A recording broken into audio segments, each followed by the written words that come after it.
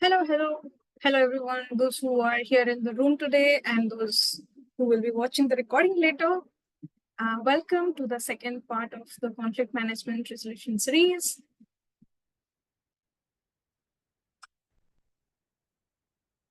Okay, so today's topic will be communication and cultural sensitivity in conflict resolution. What are the best practices?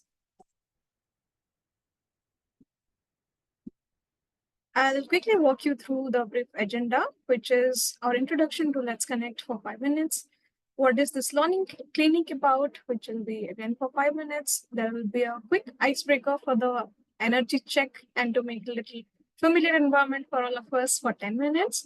Then Chitra will lead an activity and the cultural communication context for next 40 minutes. Then we will be having a 5-minute quick break. Then there will be a breakout session for 25 minutes for analyzing one case study. There will be 3 breakout rooms and of course with the guiding questions. And then we will be meeting back to the main room for 20 minutes for the reflection, and then we will move for the close-up. Let's talk a little bit about our sharer of the series. So today we have Chitra Sinha. Welcome back, Chitra. She is an accredited corporate communication and post trainer, facilitator and consultant from the Society of Human Resource Management, SHRM, and the Human Resource Certification Institute, which is HRCI. She is also a Wikimedian from India. She contributes actively to Wikimedia Commons, to English Wikipedia, and belongs to my same country. So extra love for you, Chitra.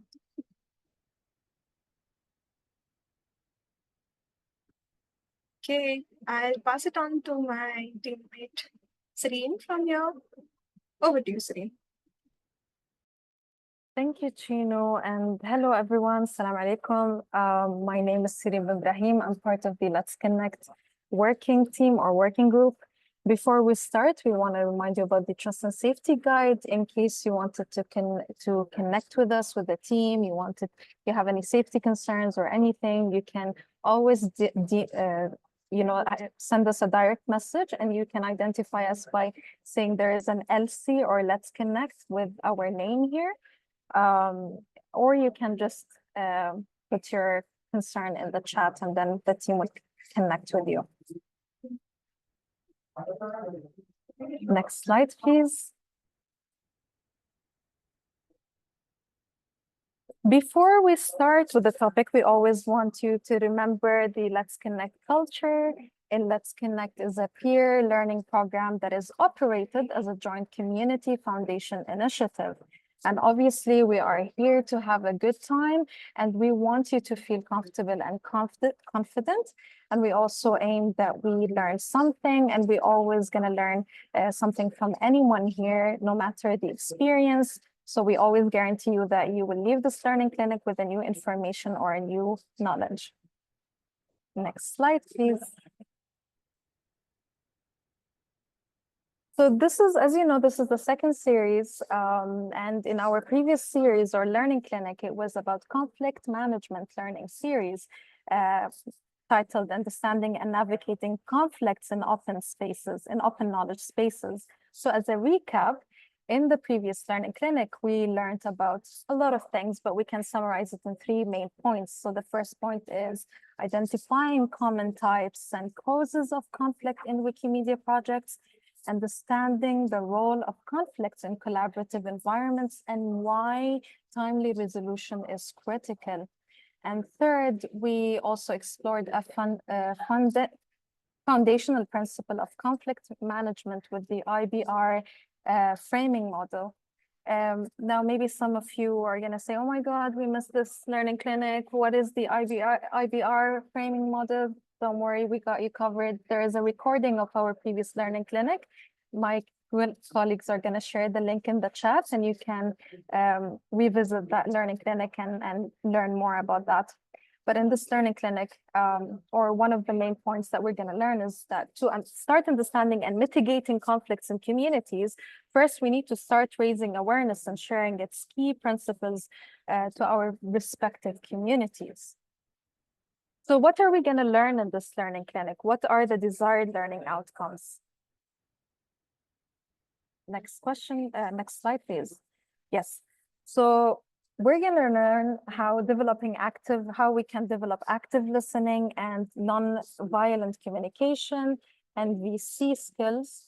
We're going to learn few strategies to navigate cultural sensitivities and biases in Wikimedia spaces. And third, we're going to learn some practices around effectively handling asynchronous communication. So this is what we're going to learn.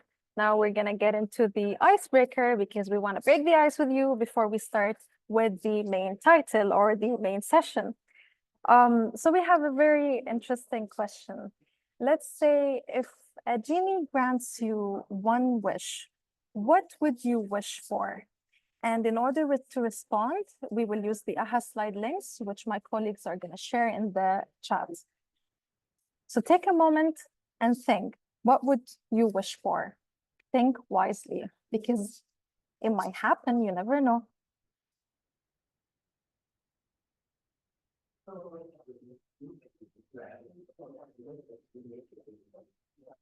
So Anthony, thank you. We shared the link. So you just click on the link and you start writing your answers.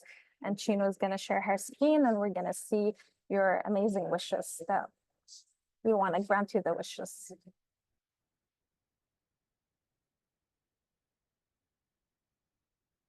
Or you can also write your answers in the chat.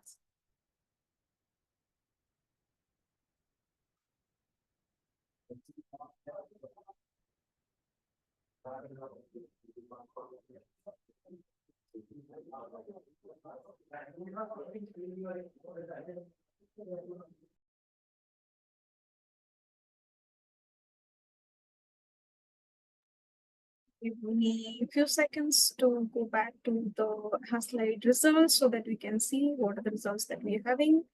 And those who are using slide for the first time, you can just click on the link. It will take you to a slide survey link. You will be seeing a genie with image doing a thumbs up.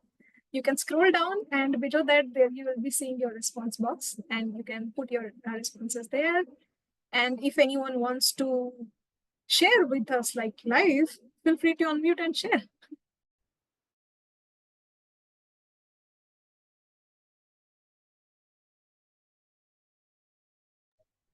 I also want to remind everyone that there is interpretation available in Portuguese and Spanish. So for those who joined late, just a reminder. And in the main slide, we have these slides translated into Arabic, French, Portuguese, and Spanish.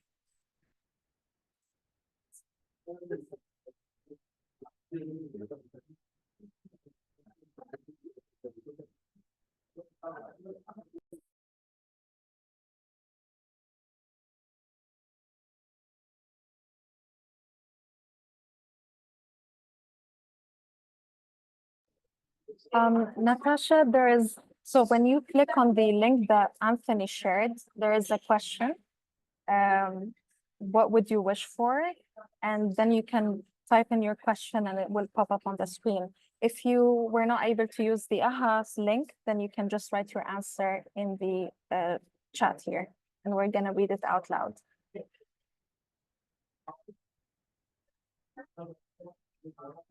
Hi, Adi, welcome.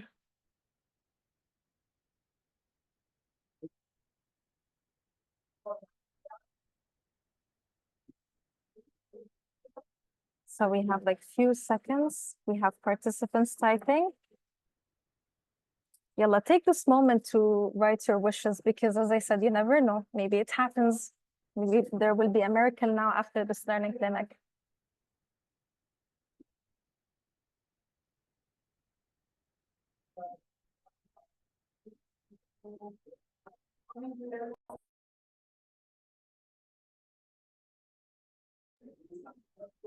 Less than 10 seconds and we're gonna see the answers.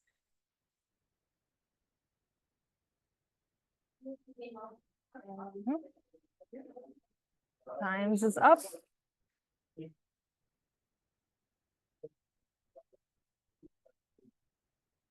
Is it up, or are we giving them another chance? See, I'm telling you, there might be miracles, you know? Just write your wish down. Take this moment.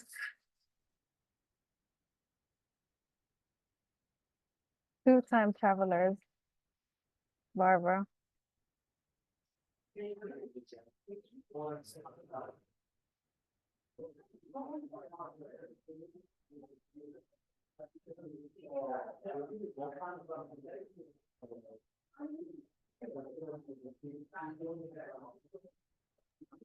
I'm excited to see the answers. This is taking too long. Oh, okay.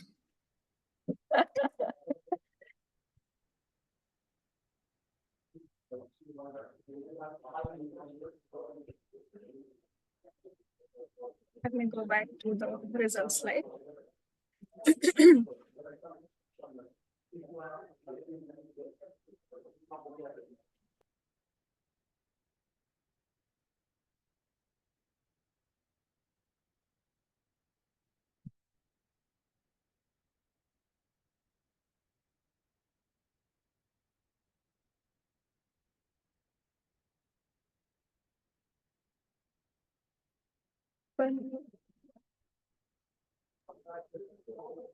Carolina said, I wouldn't mind getting a flying skill.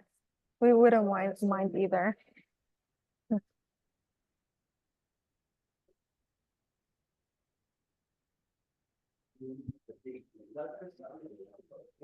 Charles joining from Zambia. Welcome, Charles.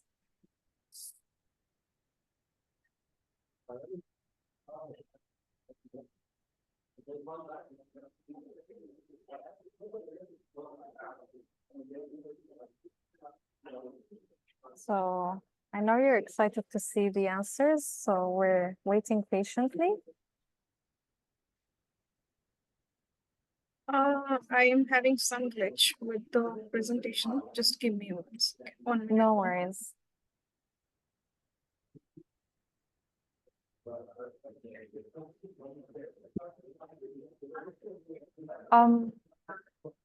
Whereas if there's like a technical problem, there's always a solution. If I can ask you again to write your answers in the chat, you know, technical problems always happen, but it's fine. So, or if someone wants to come off mic and share their answer, they're welcome. Just, you know, raise your hand and we'll see.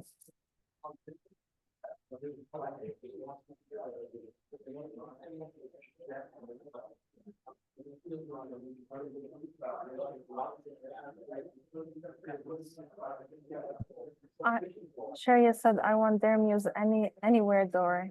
It will save a lot of money travel.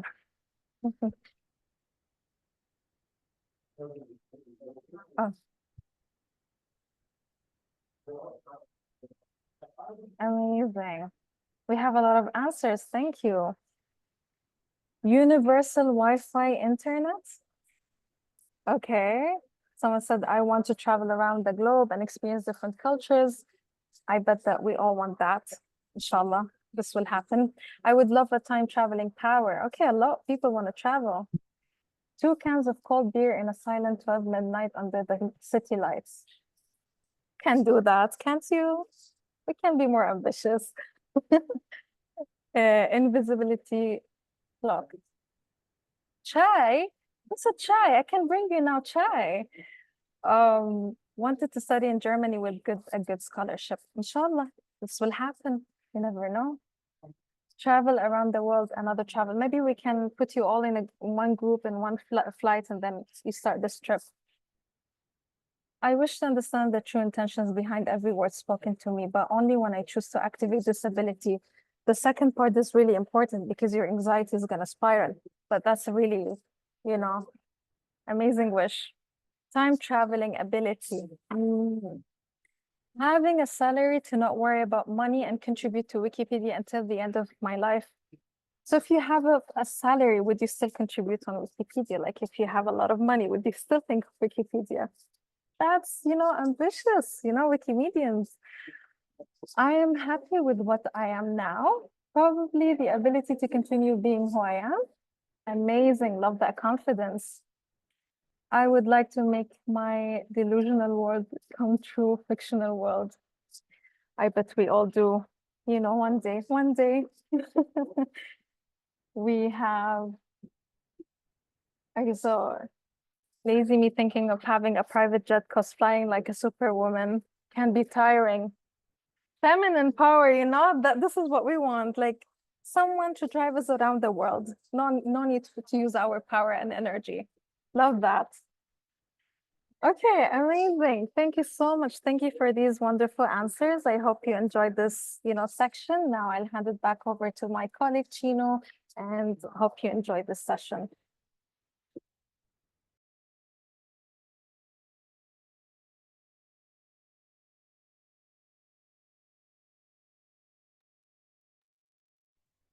Now we will go back to our starting part, which is the official part, first part of the running clinic, communication and cultural sensitivity in conflict resolution and best practices. For that, we will quickly start with the activity, which will take like, say, 7 minutes for our responses and 3 minutes for reading out the responses. So how do you interpret these phrases? The phrases are like, picturized in an easy retro board, which my colleague will share the link in the chat. You can click on the easy retro board and add your responses. There will be 4 columns, 4 different statements. Those are in English.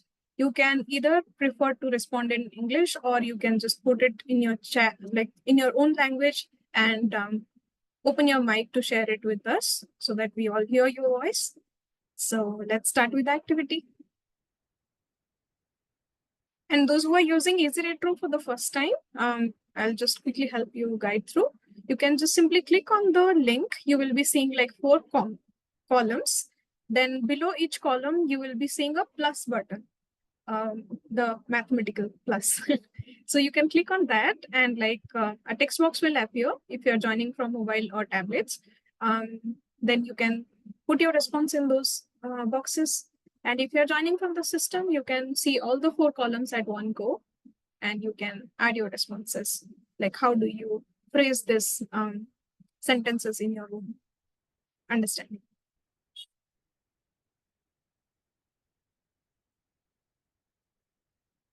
Natasha, I can hear someone talking in the background. That is because of the interpretation channel might be.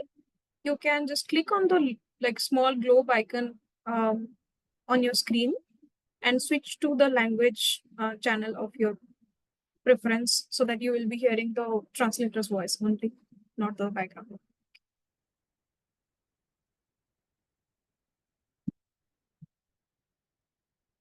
Okay, I'll also transfer my screen to the Easy Retro board to see if we have already started receiving responses.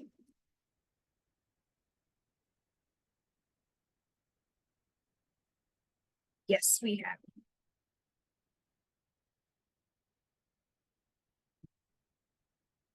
So the first column you see with all due respect. Second one is that's not how we usually do things. Third one is we will consider your suggestions. Last one is let's agree to disagree. Okay, we see responses in the first column. With all due respect is with respect. And somebody says rude. Someone wanted to contradict me and using respect to sound polite. Okay. Speaking with full respect to the listeners. Yes. PO and OBO is inserted at the end of your sentences to show respect. Oh, okay. Nice one. Sometimes in my culture, people say this when they are about to be very honest and does not want to come across mean. Makes sense. Somebody says it does not give respect. Okay. People usually use this to convey something contradictory to someone's belief or ideology without actually wanting to offend them. Yes.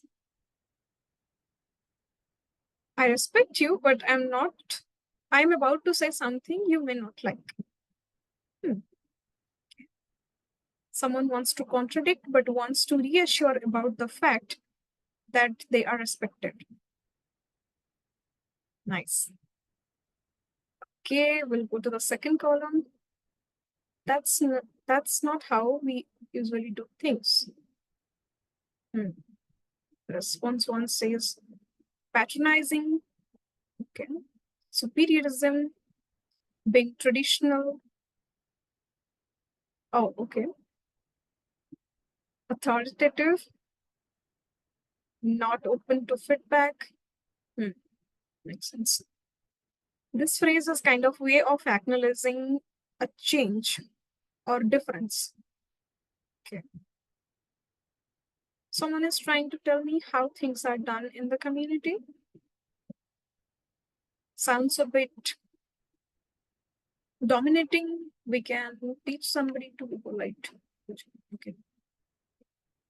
Your approach is unfamiliar or incorrect. Okay. Okay. I see people joining in. Um, Hello, those who are joining now. We are going through a participant activity for, let's say, next 2.5 minutes. There is a time. So there is an easy retro board link in the chat, which you can click, and that will land you in a column page like this. There are 4 different phrases that are given on the 4 columns. And the instruction for you is to rephrase them, like how do you interpret when the statements are being said to you. So you can use the plus button to add your response on your screen. Or you can just simply say it in the chat and we will read out for you. Okay, we'll go to the third column. We will consider your suggestions. Okay, so nothing will happen afterwards. Someone is going to examine what I just submitted. Welcoming tone and positive approach for conflict resolution. They will try to look at it, but not prioritize it. Okay. We will do what we want. We do not care about you. Okay. Respecting someone's suggestion without coming across that they might not take the suggestion in right way. Thanks, but we are not going to act on it. They just want to pass their arguments. Yeah. Sounds like someone would say this for the sake that we have heard it already, no need to repeat. We have heard it already, no need to repeat. Okay. We have 1 more minute left to add your responses. Okay. I'll go to the 4th column.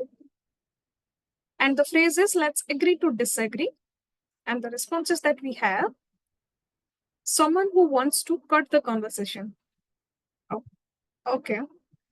Let's come into conclusion without hearing much opinion of both. Okay.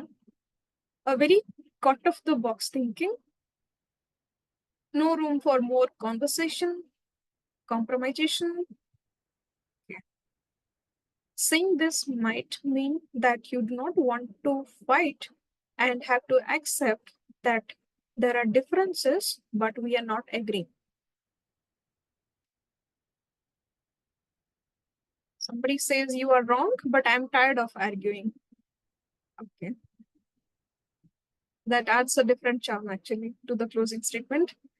Someone who wants other to disagree as well. Okay. Someone tries to overshadow. Okay. We are at the point in conversation where we do not need to speak anymore as we disagree, but we can agree that we have a different opinions. Basically the difference in opinion. Okay. Do we have any more responses in the first few?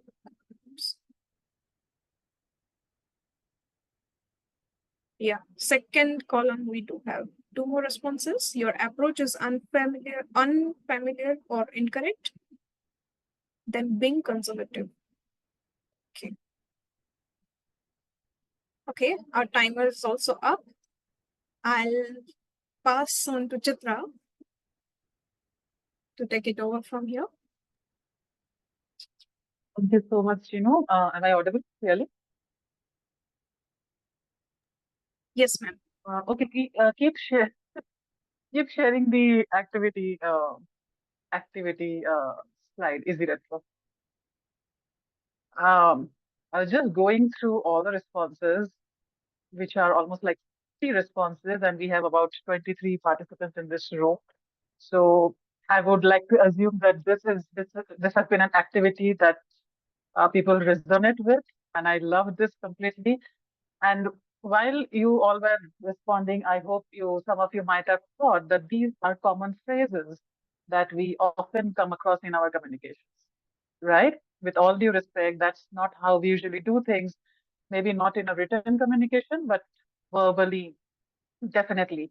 We will consider your suggestions or we will consider your inputs is a very common statement that we hear. It's These are very common in corporate spaces, any kind of official spaces. And if you all of you analyze the pattern responses that we have, there's a spectrum.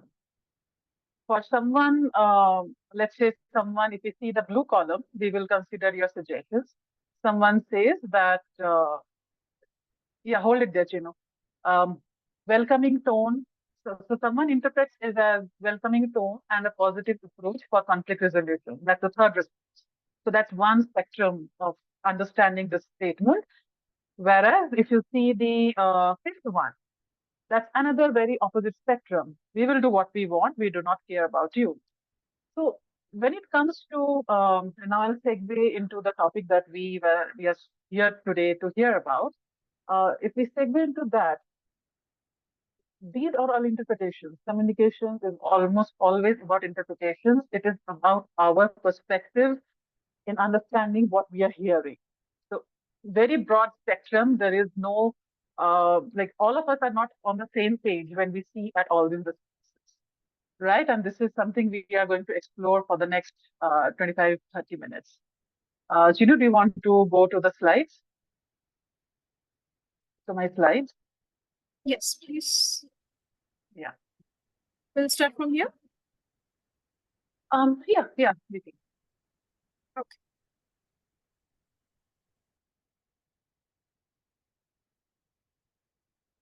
Just a moment. Okay. So culture and communication. That's our topic for today. And if you notice, culture and communication is always intrinsically linked. Both cannot live without each other. So communication, when we talk about communication, it's a very broad subject.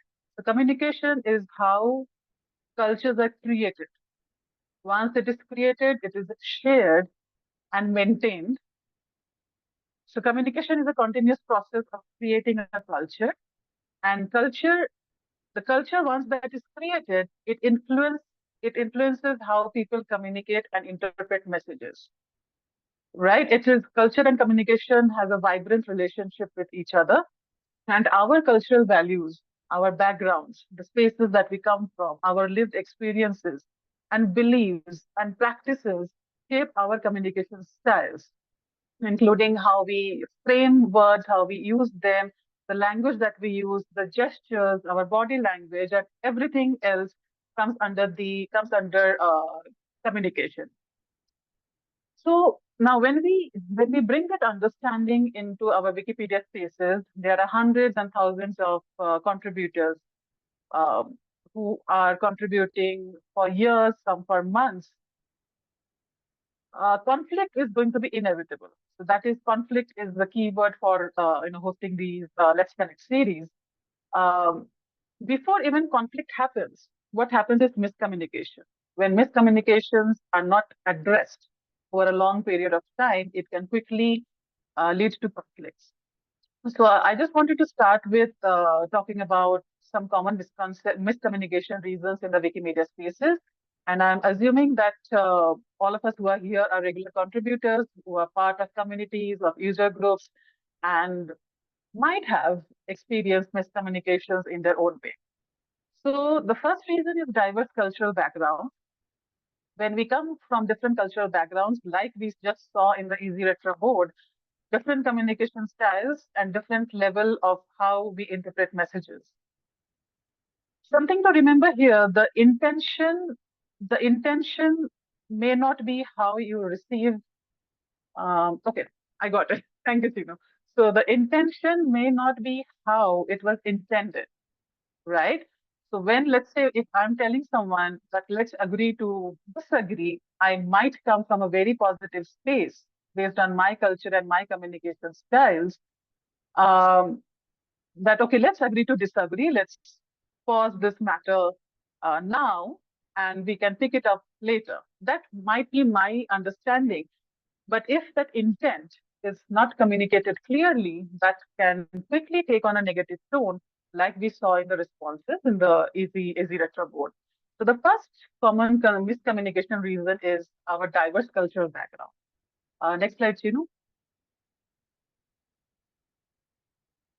Okay. Second is text-based communication. And in all the time that I've been part of the Wikimedia spaces, whether officially or as a volunteer, I have noticed that a large part of our communication is text-based. We are not calling each other. We don't meet each other. Maybe some meetings sometimes or the other, but it's mostly text-based, whether it is on Slack or Telegram or whatever tool that you're using. So what happens is when you use text-based communication, much of the intent sometimes does not get clear unless you are very adept at communicating what you want, what you're actually intending the reader to perceive. If you're not really adept at that, then text-based communication can create problems. Okay, because we are not using emojis because it has to be an official communication. You don't understand the tone of the text, the approach. There is no body language. You are not seeing what I'm thinking, my facial expression, my eye movement. You don't get to see any of that or immediate feedback. So text-based communications are always official. And like I am a part of a lot of Telegram groups. Sometimes I feel that, okay, this was right. And sometimes I feel, okay, this would have been written in a different way. So text-based communication can create misunderstandings. Third is asynchronous discussion. Uh, Almost all of us are communicating asynchronously. We rarely co-work with each other, collaborate with each other in real time, or maybe if we are part of certain conferences, then we get to meet each other, and then okay, and it has happened, and I've heard from people that there's this person that let's say when I've not seen this person, I've just read this person's text-based communication. I didn't like this person. Okay, I'm not sure if this has happened with anyone of you, but it has happened with me. That okay, I don't like this person, but when I'm meeting this person in a conference, I'm like, okay, this person comes across very differently than what how he or she was in text-based or offline spaces. So asynchronous discussions requires a lot of collaboration and the collaborative skill is not often present in all of us. And add to that, there are time zone delays. It can cause frustrations or misinterpretations. Sometimes I open Google Docs from Wikipedia spaces, and there are, let's say, questions, unresolved discussions, because sometimes people don't even know how to show up for asynchronous discussions. But it requires, if you guide people in the right direction, I believe that asynchronous discussions are a good way to manage any project. You don't need to be always in online in the shared space because it's not possible when you're working with volunteers spread across the world. Okay, so the fourth one is again varied language proficiency. Uh, I'm not a native English speaker. I don't know about you, but when you're not a native English speaker, and that is the common language which is used in these spaces, misunderstandings can arise. even unintentional. And I would believe that often the misunderstandings could be unintentional because I'm thinking in my native language and then I'm translating it to the best of my learned English capability, and then I'm speaking. So sometimes the message that I or anyone is trying to share can get missed. It's a little bit misunderstanding, but if we are really mindful of what is being shared, that can be resolved with time. And the last one is conflicting expectations. As you can see on the screen, some people prioritize rules and procedures while others value flexibility and discussion. Conflicting expectations. Why am I here in Wikimedia spaces? What are my expectations? Those expectations might not align with the expectations of others. That is a very big way in which misunderstandings and conflicts can occur. And it is not always possible to get everyone in the same space and talk about these conflicts, acknowledge those conflicts, and lead to a resolution because our time is limited as a volunteer. Uh, so, our engagement will always be limited. So sometimes, let's say, when I come across conflict situations, which is based out of different expectations, I analyze whether this is worth getting into. And once I have an answer to that, I can either get into the conflict to solve it or take a step back and just let it go.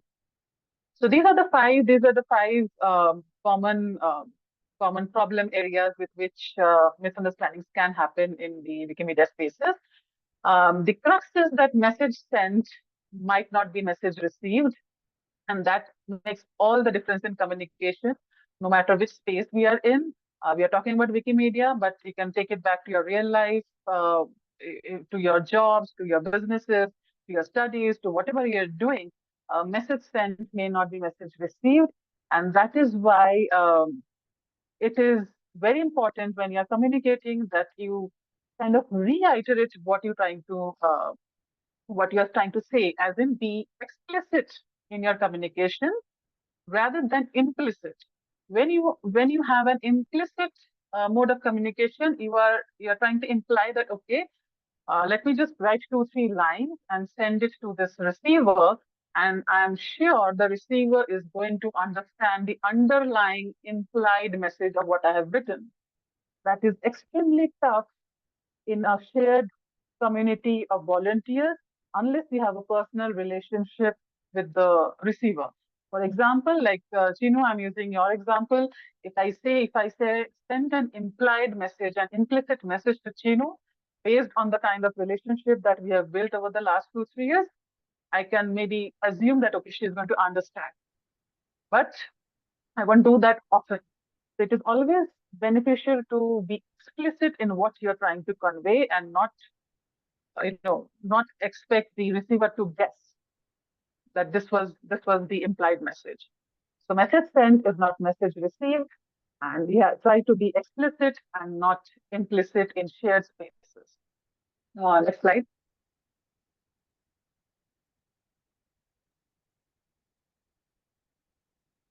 Okay. Yeah, active listening. These days, I see that active listening is a phrase that I often hear, whether I'm taking any communication class or anywhere even on LinkedIn, people are talking about active listening, that we need to be active listeners. But even before being active listeners, you need to be active speakers. You cannot pass on the responsibility of just your listener to your listeners. If I am not fully present here while I'm speaking, or maybe I'm distracted with my phone or messages or chat messages, I am not an active speaker. So the first onus is on you to become active speakers and then think about your listeners, whether they are active listeners or not. So active listening, what does it usually mean? That you are giving full attention to the space that you are in, because our attention span is really limited these days. And if we are present somewhere, we need to give it full attention. It also means that we are reframing statements to confirm understanding. And what does it mean, especially in our shared spaces, that if you are let's say if we are trying to understand something, if we are in a meeting, if we are trying to solve any kind of conflict, let's say I'm person A and I share the situation. I believe that there's a complex situation and I'm kind of explaining it, and you are my listeners. It is always better to reframe what I'm saying, to confirm whether you have understood what I actually wanted to kind of share. And it is also beneficial for me to kind of recap, okay, like, have I shared the conflict situation accurately or not? So reframing statements, sometimes I hear this feedback that, okay, it's a waste of time, but it really is not waste of time if you can do it really well. Third, facet of active listening is to ask clarifying questions instead of assuming. And this is not just about active listening. This works with any sphere of life, whether it is about conflict or not. Instead of assuming what the other person means, always ask a clarifying question as respectfully as possible, irrespective of their communication pattern, irrespective of what culture that they belong to. This is basic human decency and respect that we need to extend. It's something that you need to build into your communication practice. We usually don't, especially when we get into emotionally charged situation, we start assuming things. Our mind gets into an overthinking, overactive mode that we stop all practicality and logical thought processes. We stop asking questions and we start assuming. So these are the three basic points about active listening. Because as I say in the slide, conflicts often arise because we don't listen to understand. We listen to react, respond, and the reaction could be aggressive or defensive. So let's say if you are hearing me right now with full attention, if you're thinking about, okay, I need to ask a question to Chitra once she's, stops talking, sure, you can, but you don't need to do that right now. You can just listen to understand and not, take out a writing pad and note down a question that you need to ask me later. You can do that after a couple of minutes after we have ended this section of the session. So, yeah, as I said, someone can interpret a message as rude even when it wasn't intended. So, again, I would take you back to the Easy Retro board. Even with the best of intentions, the messages that I had shared in the columns, I think one person said that, okay, it's also rude when I say, if someone says with all due respect, right? So, yeah, next slide, please.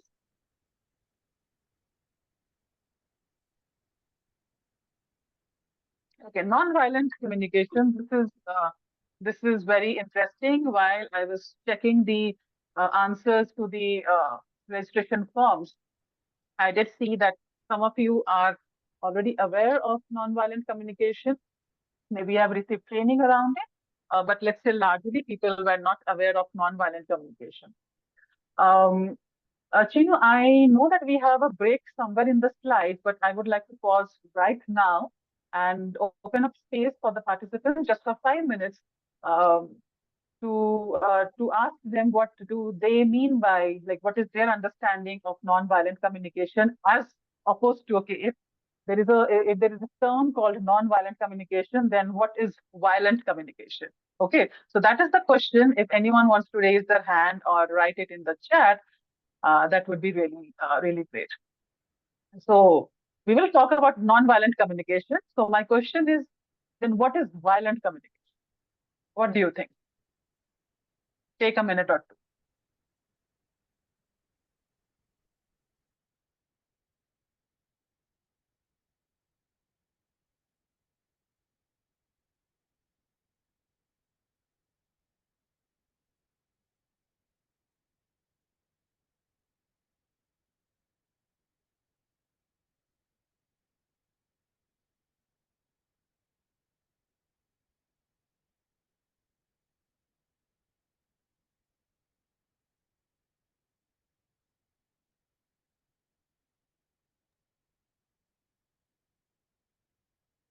Natasha, I hear your message. My question is, what is violent communication? There is a reason why non-violent communication exists as a concept in corporate world. So what would be violent communication? Violent communication. Okay. Yeah. Okay, we have answers coming in.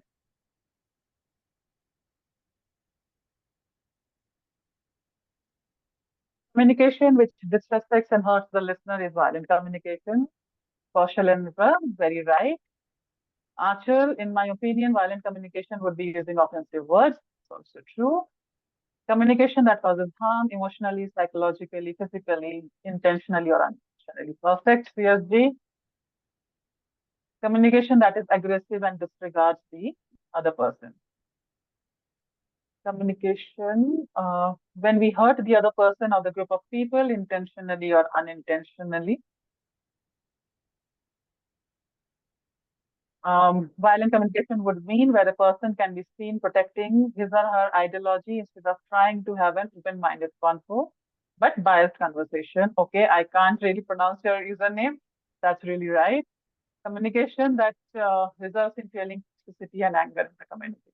Okay.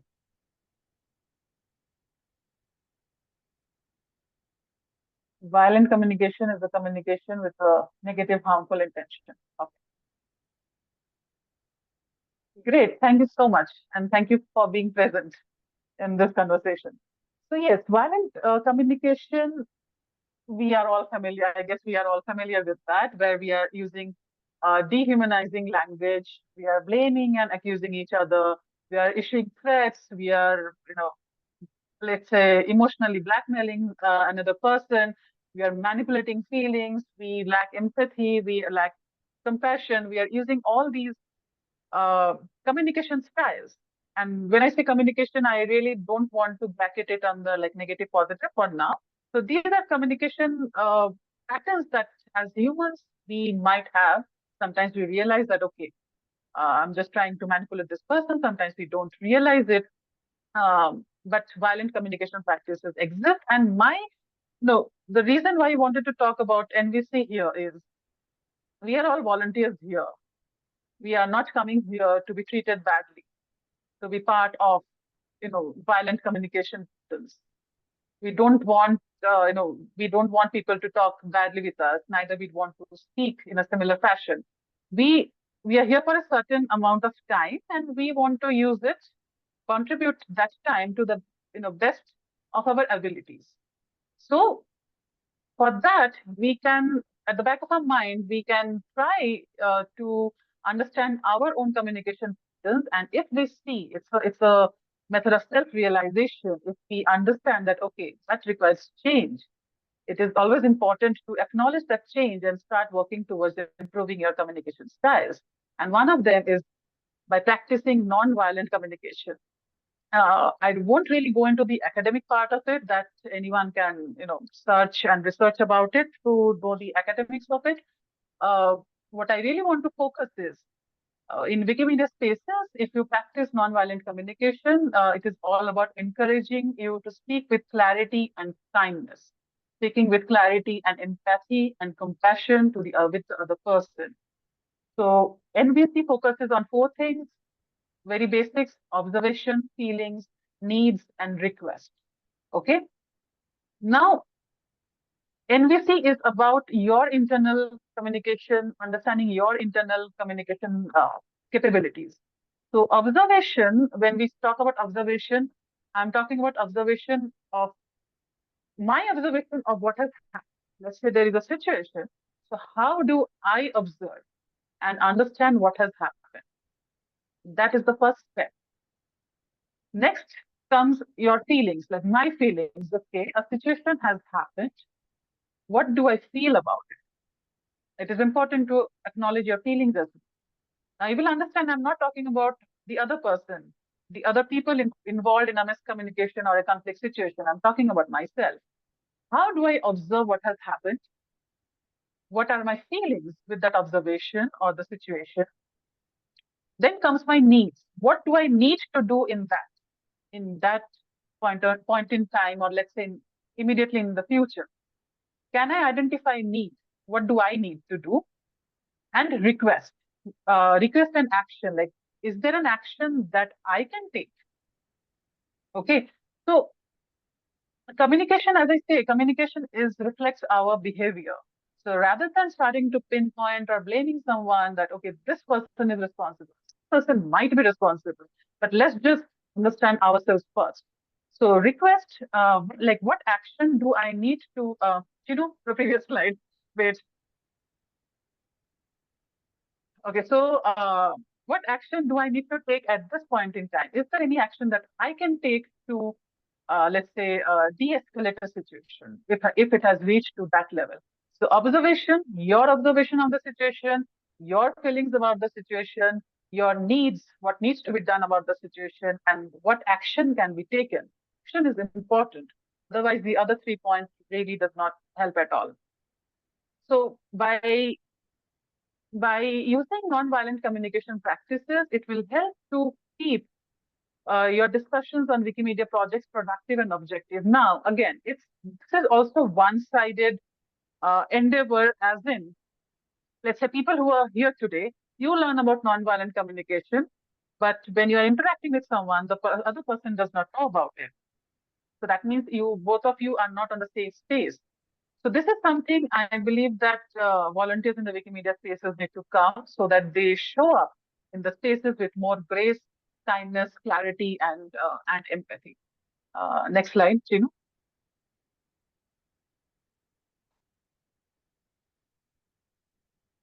Okay, so this is a nice image. Thank you so much, Chinu, for adding this. Um, so observation, just to reiterate, you're observing the facts of the situation. That observation creates a connection with your feelings as an emotions of what you're feeling. Those emotions create an intention about the needs, as in what do I need to do in this, what are my values, what needs to be done in this situation. I'm going on a clockwise, in a clockwise manner. And then once you realize those needs, that leads to freedom to ask for a solution, to request a solution. That solution can be proposed by yourself, or that solution can be proposed and discussed within a community, within a group, whatever it is. And the fifth one is really important. So when you have reached the action stage, if there is inaction, if there is continued inaction, it's going to continued inaction about, let's say we propose solutions to deflate or de-escalate a conflict. But if there is continued inaction, that's going to increase conflicts within the same user group or the community or between two people. So this is the point where you need to make a choice, not just you, but now all the people involved in the matter, in the conflict, in the miscommunication, whatever it is. Next slide, Chinu.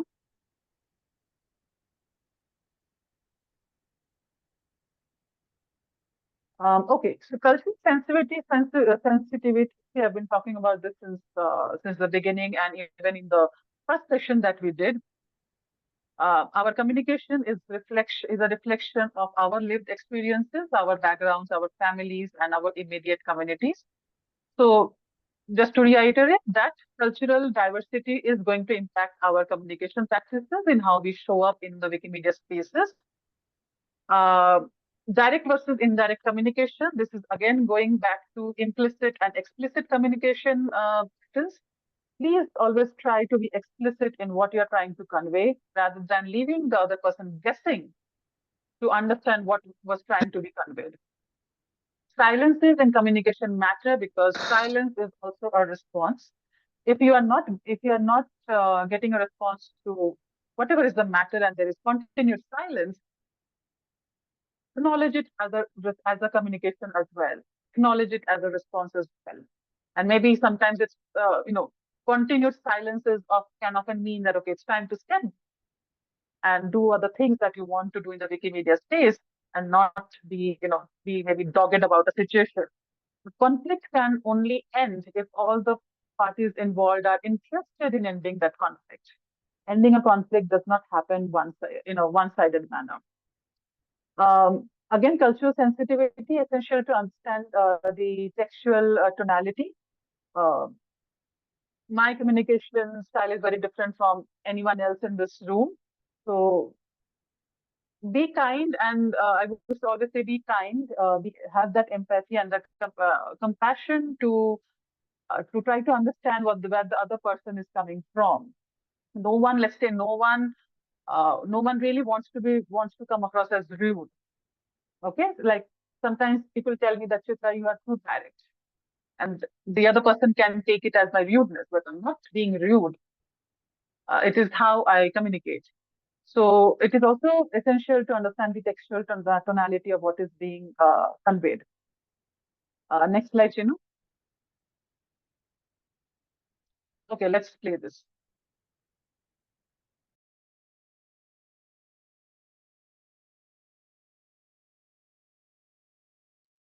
Do you hear the audio, Chitra? Can you just confirm? You're speaking on mute. I can hear you, but not the audio yet.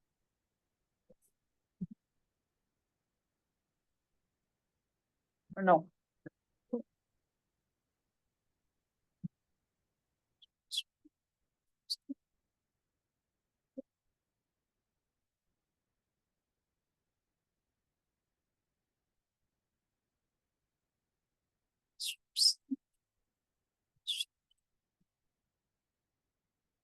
Cultural diversity is about accepting and respecting people's differences. After all, in order to communicate effectively, you need to understand your audience and deliver your message in a way that will make the most sense to your audience. So, when the audience is culturally diverse, the challenge is to understand their differences and be sensitive to how your message will be received. Let's explain 4 ways to communicate better in today's diverse workplace. 1. Keep your language clear and simple, as you may not share the same first language.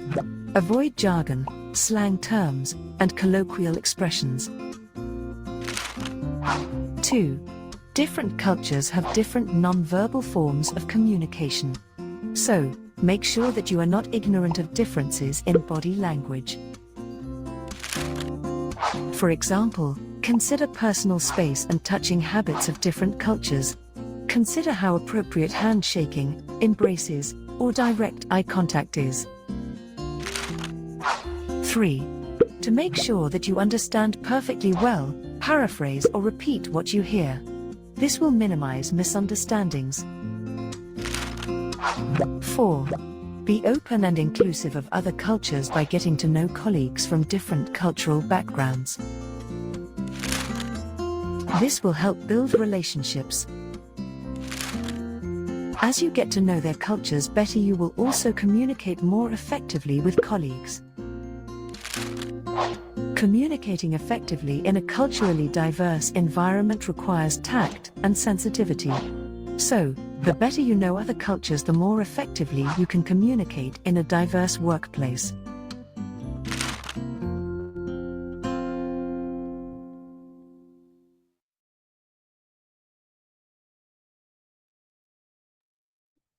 Back to you, Chitra. Yeah, thank you so much for that, Chinu. Um, just to focus on the last bit of the video, I guess we can also share the video link in the chat if you want to watch it again. I think the best way, for my belief, uh, and I would like to know what you think, the best way to learn about another culture is to ask about their cultural practices, ask about what they like, uh, what they do, what they believe in. That is a better way to know about any culture than assuming things about cultures. Okay, next slide. I think we are almost at the end. Okay, do we pause for reflection, or Chinu, do you want me to continue?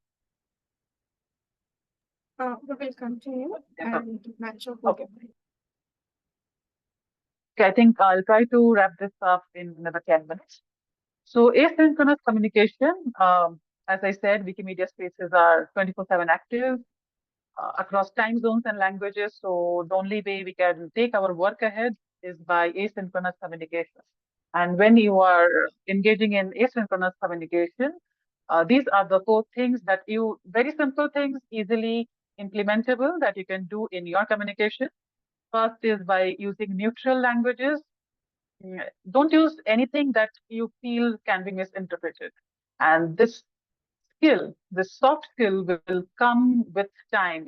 It's not a skill that you can learn in 1 hour or 30 minutes. The more you practice communication, the more you will learn. And sometimes it will be a natural trigger. Like what happens with me is like when I'm writing something, it's a natural, let's say, trigger within me when I write something and I think that, okay, this might be taken in a different way. So that skill needs to be developed. It's a soft skill, but very effective.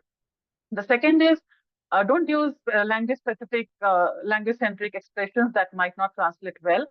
And maybe a lot of us here are volunteer translators on Meta.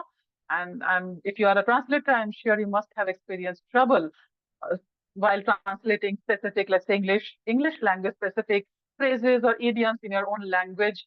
And then you have to use you have to modify the entire message that you're trying to convey in your language. So completely avoid, keep English very simple and not, uh, not specific to native speakers. That's the message I'm trying to send across. Third is please don't use long winded paragraphs. When I and I'm really honest about this. Whenever I receive any Wikimedia email on our mailing list, if it's a very long email, I don't read it. Please use points for clarity. Don't write long winded paragraphs that really do not transfer the message across. It might be good for corporate usage. It might be good for internal documentation. It might be good for legal purposes, but it's really not useful for the readers. And if you're sending a message on the mailing list, if it is not useful for the readers, then why are we even sending it? The fourth one is be prompt.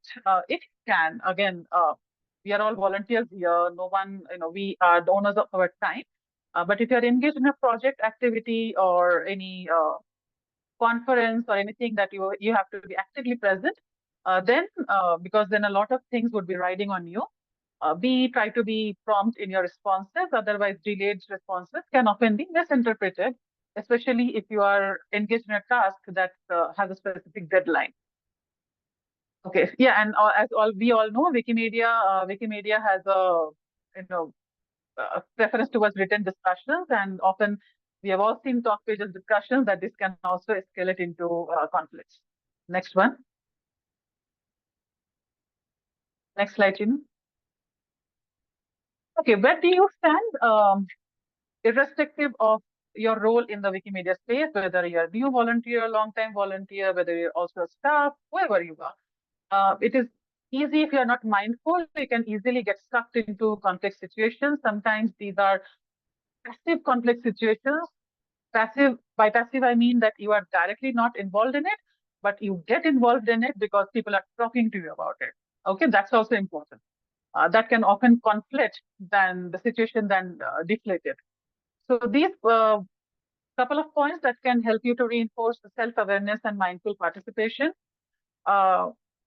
If it is a passive conflict, please don't get involved in it unless you are directly a part of it.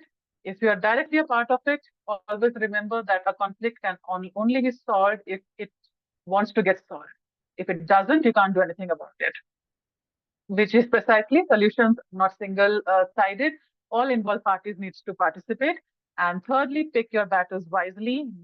You don't have to rally for every disagreement just because it does not align with what you're thinking.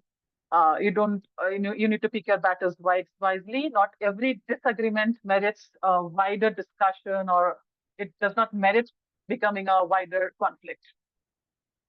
Next slide, Chinu.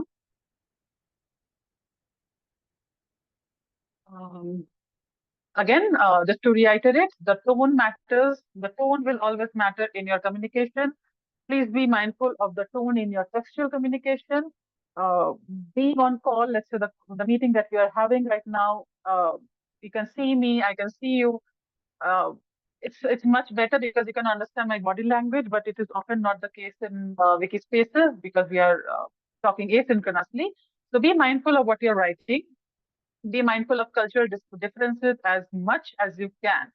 it is practically not possible for anyone to be aware of all the cultures. It's possible. There are in India itself, there are thousands of cultures. It is not possible for me to be aware of every culture. But what I can do is I can show up with respect, kindness, and empathy to whomever I'm talking to.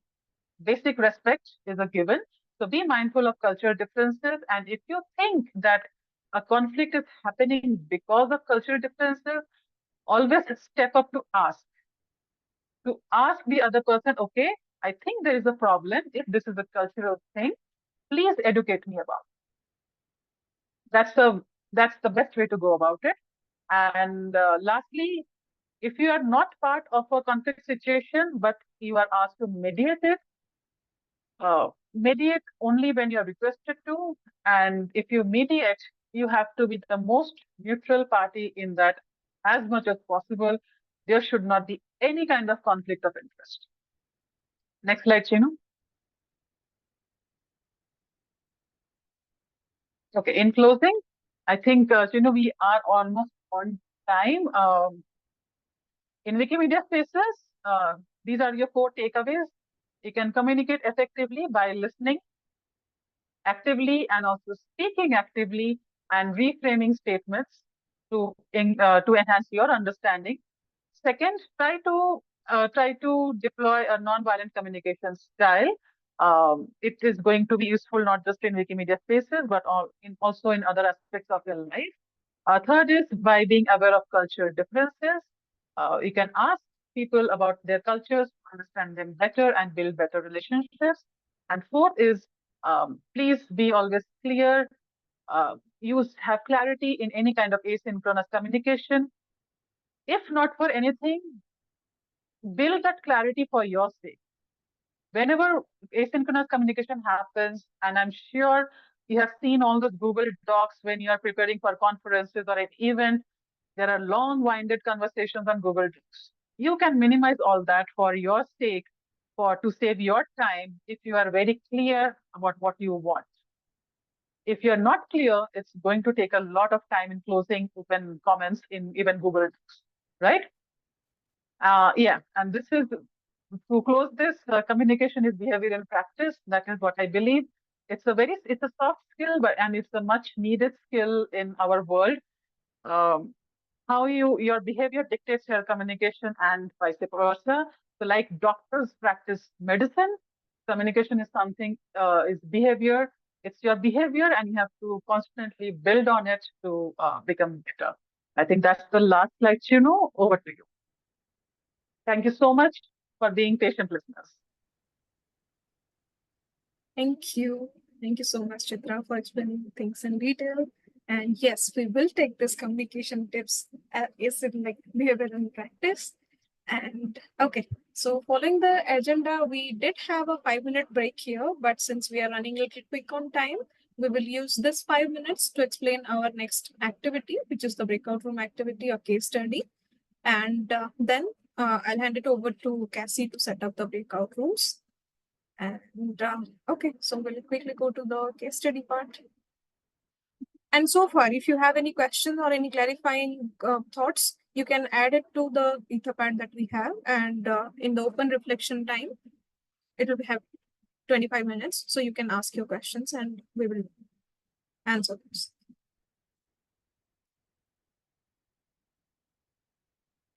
Yes, back to you, Chitra. So this is a case study that we have prepared. Chima, I think it will be better if we can just read it out once and then we can share it in the breakout rooms, right? That's what we have decided. Yes, yes. Okay. Since you're also here with me, let's do paragraph-wise reading. I can read out the first paragraph and you can read out the next. Will that be okay with you? Yes. You be the first community member. I'll be the second one. Okay. Good. So the case study that we have, and I'm sure you might be familiar with it. Chinu, can you minimize it a little bit? I cannot read the lines in the last paragraph. Or I can just go over to my slide. Okay, it's fine. Yeah, Wait. Let me just open up my presentation. Don't change the screen. Okay. In the meantime, I'm starting with the person A. Okay. So the person A is a Wikimedia volunteer from certain community who is posting a proposal for a new initiative, maybe a new project plan or a grant or something. So their communication style is direct and to the point, which is like very common in their culture. Mostly we have seen that in Western cultures. The way they write is, this policy needs to be changed. The current approach is inefficient, and the new method I suggest is obviously better. It would improve our resource distribution and save money. As you can see here, the communication is pretty direct. They have not used any like complex jargons and like strong English words. And it is simple, precise, and direct. Now, another volunteer who is from the community B, that will be taken up by Chitra. Please go ahead. So yeah, so another volunteer from community B also joins the conversation, where indirect and consensus-driven communication is valued in that community. And this person finds the direct approach of the volunteer from community A to be too forceful and lacking diplomacy and tact, which is why they respond, I think we should carefully consider the existing method before rushing towards changes. This proposal feels quite strong and not everyone may agree with it. So now we have two different opinions. A volunteer from community A with a very direct approach who wants people to just accept what the volunteer is proposing and amend the policy. And there is another volunteer who wants to work towards a consensus driven approach. So the discussion escalates when the original poster, which is the Wikimedia volunteer from community A, replies, "Why are you resisting? This is about improving efficiency, not debating feelings." Okay. Take the next one, the last one. So after this conversation started, what happens for the next few weeks is another 60, 70 volunteers from like multiple communities from A and B as well, including, and the broader communities in general. So they have joined that conversation, taking like sides of either for person A and B. Some feel that the person A's direct approach is very rude, while others believe that the indirect response is unnecessarily vague. Yet the others, like rest of the community members who participated in that discussion and communication thread, they reopen older discussions of the past years, like what are the instances that happened in maybe a couple of months back or years back that may or may not have a bearing on the ongoing discussion. It might be relatable to the current thread, might not be relatable to current thread, but the point is it is being dragged by, not dragged, I mean, it is being extensively discussed by a group of people. So this conversation turns unproductive and frustration builds. As we just now said, like, we sometimes hate reading, like we do not appreciate long text and like unproductive, irrelevant text to read. So it kind of like, is slowly turning into that part. So it begins to impact unrelated community or project spaces where inferences from the ongoing discussions are drawn to gaslight members of those who initiated like the conversation from community A and community B. So the whole point of the case study is the open conversation started between two different community members, community A and community B. Now, a lot of volunteers from the movement has stepped into that conversation, supporting like sides either for person A or person B. And now this has landed up in a frustrating stage, like a lot of instances from the past. So we will go to our guiding question, which is this. We have three questions for three different rooms. Persons, those who will be participants, those who will be in the room one, your question will be, if you were mediating this discussion, how would you use the nonviolent communication to guide and center this conversation? We just now heard about what the NBC conversation stands for, how empathy is important for us, how using neutral language is important for us. So now you are in charge of mediating this discussion between both the communities and the rest of the parties involved in it. So how will you use the NBC guide to go through this conversation? For participants who will be in room B, your guiding question is, how can volunteers respect different cultural communication styles while maintaining clarity in discussions? As we said, like, a lot of instances from the past is coming out. We might lose the thread of connecting the dots and understanding the context. So as a volunteer, how we can do the communication styles, or what best practices should we follow to maintain the clarity? For room number 3, your context will be in text-based discussions. How can we clarify intent when the tone is missing? In the very first slide from Chitra, we saw that how tone plays a very important role for us, right? So now it is your activity idea that in a text-based discussion, maybe in the discussion phase of the project page or in some village form, how can we clarify the intent when the tone is missing? We are not like talking to face, and are emojis, formatting, or specific phrases helpful in this case? Or what are the other alternate that you might have to see? Just for our reference, we will still be presenting this like questions and the case study so that you can refer to it when you are in the breakout rooms as well. And I would request Cassie to set up the breakout rooms. And just for the language support, the main room only will be having the interpretation. So those who will be needing the language support can stay in the main room, and rest will be added to different breakout rooms.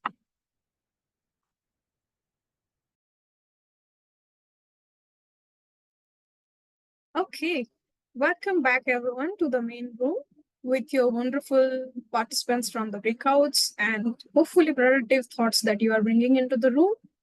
So now we will go for 20 minutes of our group reflection. We will be using this 20 minutes to analyze our responses that we found from we received from the breakout rooms, as well as if you have any clarifying thoughts or any question that you would like to ask, feel free to use this time. So I'll hand it over to participant from room A. Would you like to share your reflections from room A? If you are mediating this discussion, how would you use the NBC to guide and center the conversation? Room A.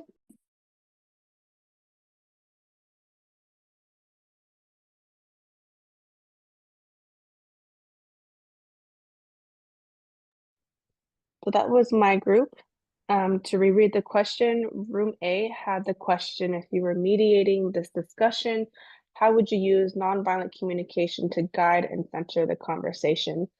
One of the comments that our group talked about was making sure that there are not too many mediators in the space, to remember and acknowledge that with good intention, as much as we do, all of us have, that making sure that with the amount of people are in the space, acknowledging who's the mediator, where is that mediator coming from, and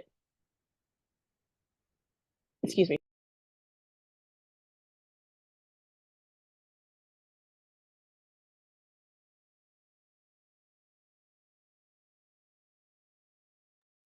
Sorry, there's a lot of background noise going on.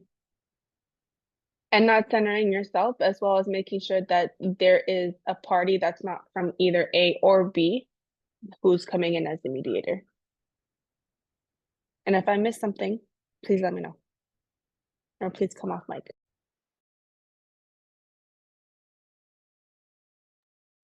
Thanks for the summary, Cassie.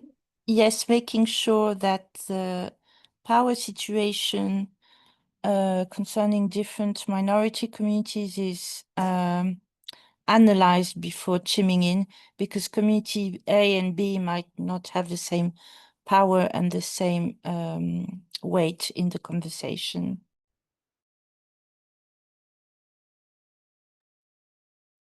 Yes. Having a fair power play and as you mean, good faith is always important. Thanks for the summary, both of you. Now we will go to room 1. How can volunteers respect different cultural communication styles while maintaining the clarity of the discussion? Anyone from the room 1? Thank you, Gino. So I'm from the room 1, and there were 5 of us there. They were too active in providing answers, but then I volunteered to be here. But so I volunteered, and we all agreed.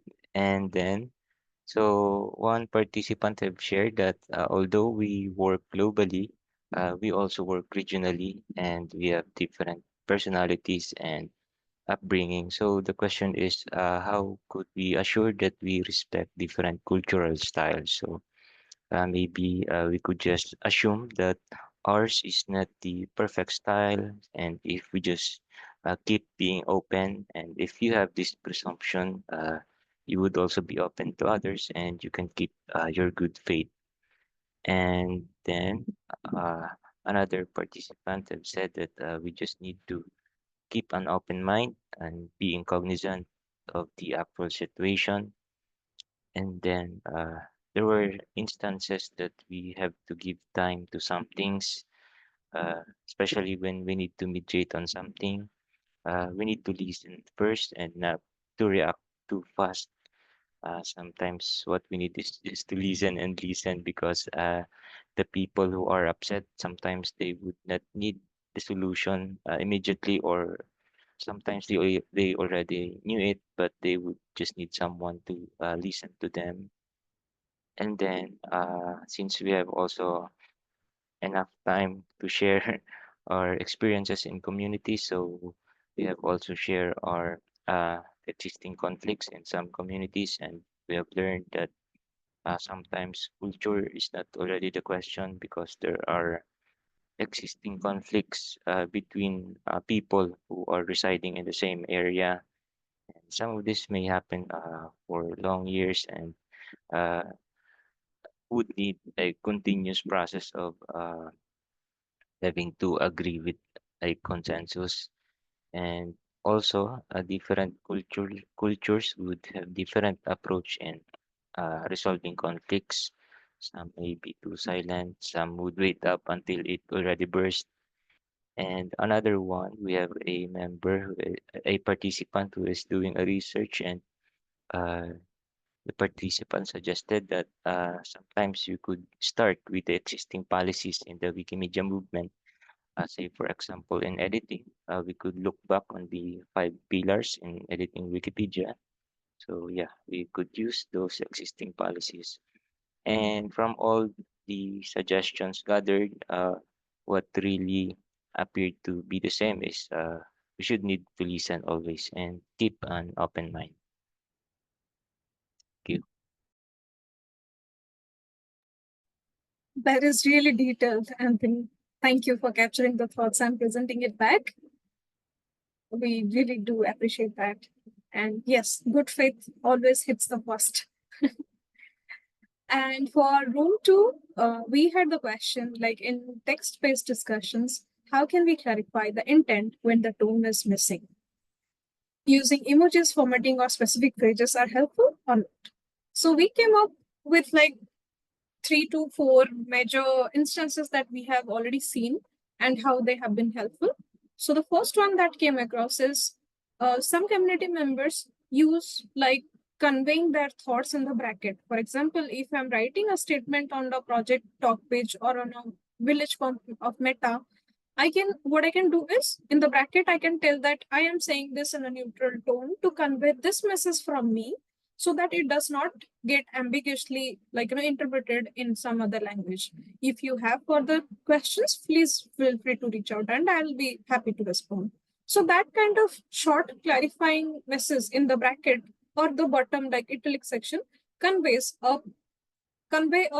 polite message that at least I am giving a hint on my tone that I'm using right now to write this message, and I'm appreciating the feedback on this as well. I might be wrong, so I'm open to feedback. It's not something that I'm dominant on this part and I'm not going to hear somebody else. So that is one thing that we have seen.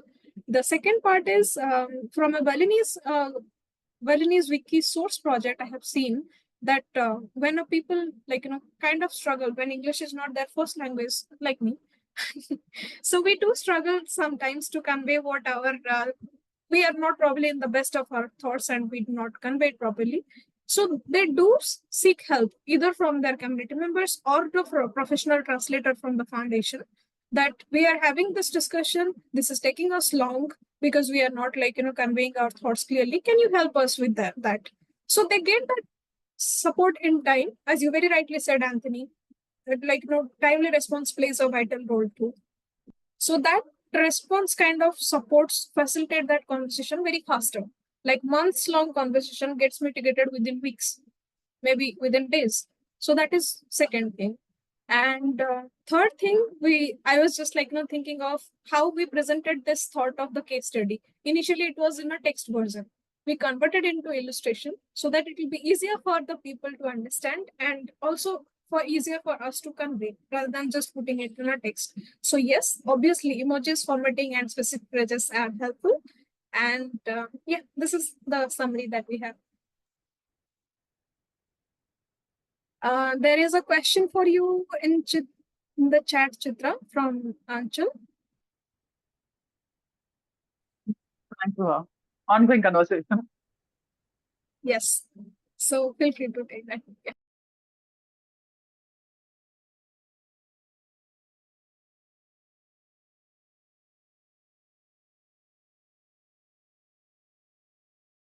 Okay, I see that you're responding to it in the chat. So, oh, 2 hours flew very quick. We have last 3 minutes. Do we have any open-ended questions or shall we proceed for the closer? Or do we need another session from Chitra? So here is Chitra's detail, just in case you want to connect to. So you can reach out to her with this email address. And before quickly we move for the closer, I would like to thank everyone for being so patient with us and learning through the concepts that are very useful for us and to everyone so that we can all have this. I would like to request you all to go through the feedback link for the session. I would like to ask my colleague Anthony to share the feedback link in the chat. Or yes, it will not take more than 30 minutes of your time, but yeah, feedbacks are always important for us to improve and to capture your thoughts as well.